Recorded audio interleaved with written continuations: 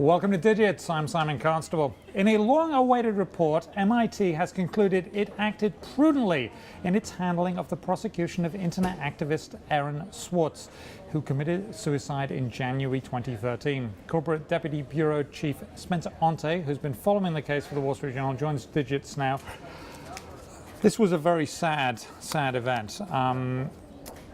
Recap for us before we get into what's happened. Right. So Aaron Swartz was this young, brilliant internet activist who was accused by the government of illegally downloading millions of files from an academic publishing web server that was housed on the MIT campus. Prosecutors threw the book at him and were seeking decades in jail for this alleged crime. And it sparked a firestorm in the public and on the internet that many people thought that the government was pursuing an overly zealous prosecution of this young man. When the trial was about to come, after many months of discovery and back and forth between the government and the defense, Aaron committed suicide, and that also sort of inflamed the feelings and sort of criticism about MIT's handling of this incident, as well as the government's handling of this case. Now, MIT has just published a report on whether they handled that okay. Yes. And one of the things the president says is, the president of MIT says, I'm confident MIT's decisions were reasonable, appropriate, and made in good faith.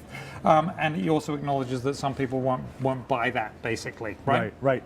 So 2 days after Mr. Swartz killed himself, the president of MIT announced he was commissioning this report. It took a lot longer than people thought. And it's a report that's not likely to quiet the criticism of the school, I would think. The report basically says that MIT really didn't do anything wrong and that they couldn't identify any one specific activity or instance that would have prevented this tragedy from happening.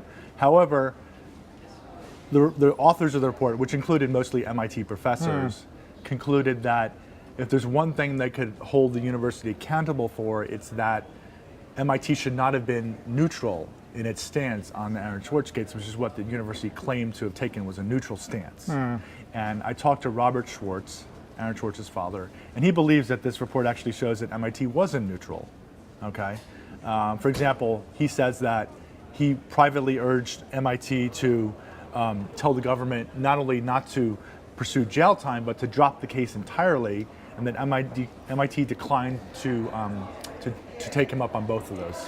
Now, I mean, this isn't the first hacker that's had the book thrown at them. There's been examples like Mitnick in the past, brilliant young computer whiz kid doing stuff, getting in trouble, and MIT is known for admitting very smart young people.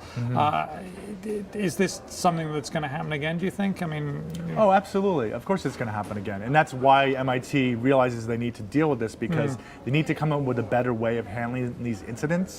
And I think the president could be given credit for sparking this dialogue, even though they haven't really admitted anything wrong and they haven't said they're going to do anything specifically. He's laying the groundwork for some potential action. So this is like phase one in this process. Phase two will be taking a look at this report, starting a dialogue with the MIT community about what could they do differently if something like this happens again. And I think he's sincere in saying that we want to learn from this tragedy, and we hope that's what happens.